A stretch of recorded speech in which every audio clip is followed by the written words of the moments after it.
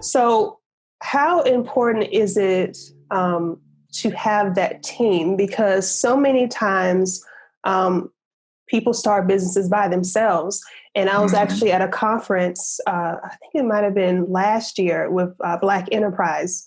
Okay. And one of the speakers there said that one of the issues that they see within Black businesses specifically is that everyone's starting their own business. He called it a solo entrepreneur. But he doesn't see them reach scale and really make the money that they want to make because they're kind of going at it by themselves.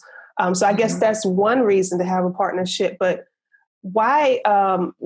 What were your reasons? Is it because you felt you would scale your business easier with a partner? And why did you pick your particular business partner? Well, I kind of always felt like this is kind of like a life philosophy of mine. I feel like you can do more with the right person or people, group of people, than you can do by yourself. That's kind of always something that's been like ingrained in me, like since I was a kid.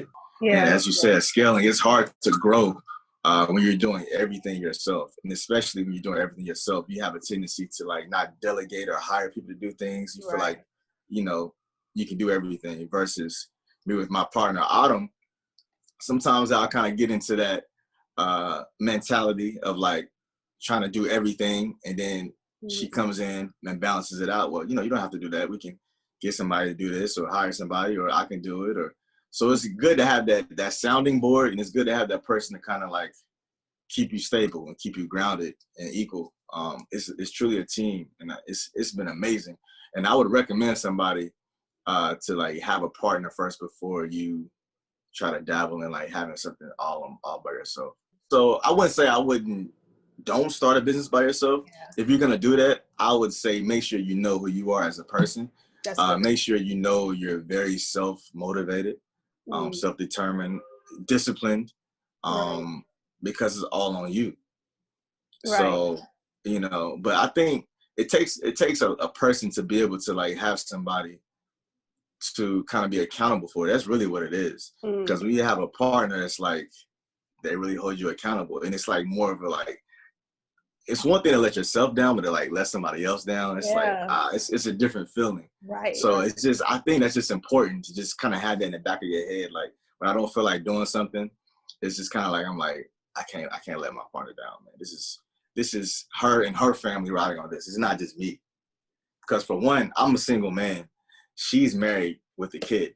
So that's another thing that's always in my head. Like, it's not just always about me. It's like several people involved and affected by the decisions that I make every day. Yeah, that's good. That's really good. Yeah. And so, trying to build that team, as you probably know, I'm an entrepreneur as well. I'm more of a Hmm. solopreneur right now. Yeah, yeah, yeah. How do you build that team? How do you even get to that place? Where did you go to meet your business partner? And then just go from there? Because Okay. there's so many people, like I said, they have so many different ideas, but so obviously she's a barber as well, correct? Right, right. And she's been doing this for way longer than me. Okay. She's been doing this for like 25 years. So Oh, we actually worked together previously at another salon. okay. And our stations were right beside each other. So Okay. we kind of had a relationship with each other that was kind of closer than the other barbers in the shop. Okay. So we kind of, we just proximity. We just beside each other. So we always had like the conversations with each other. And it was always kind of like, we always kind of clicked.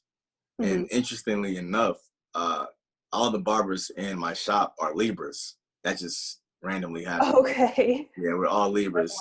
wow. Troy, the other groomer, him and Autumn had the same exact birthday, and my birthday is 7 days later. Okay. So I say that to say we just always had a connection. Yeah. So it was easy for me to be like, hey, it was weird because we were both thinking about growing at the same time and thinking about possibly opening a business around the same time. So when I brought it to her attention, she was like, I've been thinking about that too. So it was just like perfect. All the stars just like lined up. And she comes in to where like she has more experience than me. She's been in the game longer than me. She knows the ins and outs. So she brings that experience to the table. And I kind of bring, the creativity, the youth. I have like the new ideas. Mhm. So it's really it's a great balance.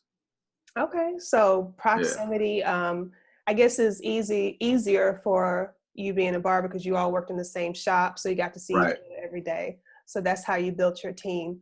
Hmm. Okay, so I know you mentioned you're single, so you probably have a little bit more time than someone who's married with kids, but you're still busy.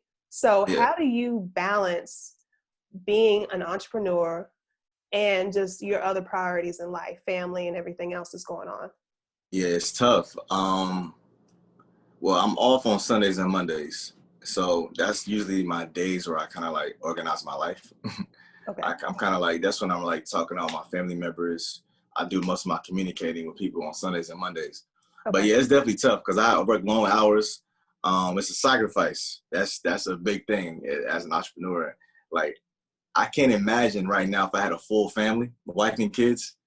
I yeah, couldn't imagine that right now. I don't know how I would be able to do it. So I'm just really focusing. One of my biggest focuses on this year is being able to work on my business and not just working in my business. So just trying to find out other revenue streams where it can take me away so I don't have to physically be there all the time because I'm not getting any younger. So I definitely want to be able to eventually have a family. So yeah, it's tough, but yeah, it's a sacrifice. That's the best way I can say it. It's a sacrifice, and your loved ones in your life just really have to understand that you're working on a bigger mission. But at the same time, you can't take that for granted as the actual person. You gotta actually make strides to better those relationships too. exactly. Yeah, Okay, so basically, you just have to delegate your days. So these days, I'm making sure I'm contacting my family. These other right, days, it's just work, and they just so communication as well, letting them know this is what right. it has to be. And it sounds kind of like inauthentic or like, but I mean, my life is a schedule. Yeah, So I mean, hey, on Sundays and Mondays, I talk to my mother. Like we'll text throughout the week, little short messages back and forth, but actually have that 45-minute hour conversation with my mom. It's like on a Sunday or a Monday.